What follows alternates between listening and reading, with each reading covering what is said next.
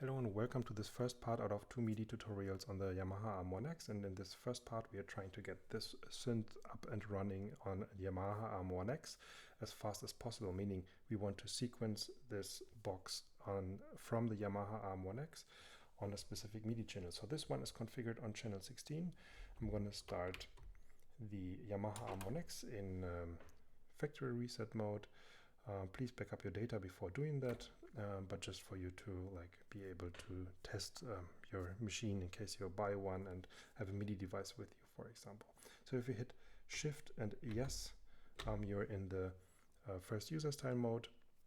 If you deselect the section, you can play, the keyboard here, and when I hit track 16, I'm on track 16, and you need to know that on every single track, when you play the keyboard or you create a sequence, it's sending MIDI information to the internal sound engine, also on a specific MIDI channel. And there's MIDI channel 1, 2, 3, 4, and so on and so forth, up to 16 per track.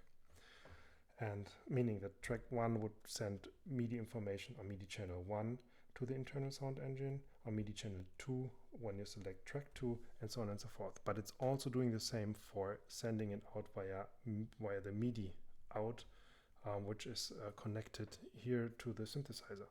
So that means I just need to select the track 16 here, and I can start playing it a bit.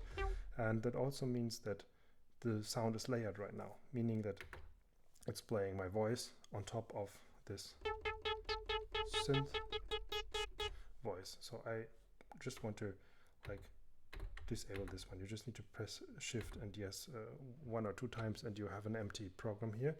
So it's now just playing this synth.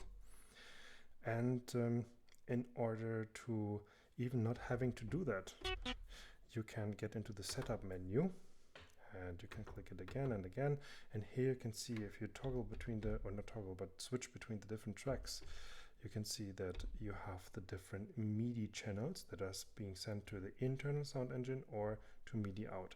And now you can, for example, get to MIDI or to track 16 and disable the internal sound engine, like the MIDI flow to the internal sound engine. So it's only sending MIDI out on the MIDI out port, basically. So when I get back and play, I only play the synthesizer now, so I can start recording something. And this sounds quite nice. A nice way to play around with is the groove, actually. You can select specific steps, and for example, you can have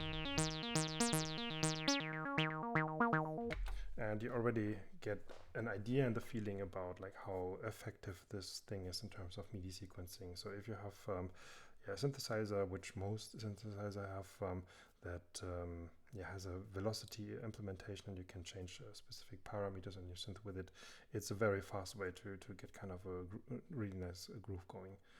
Okay.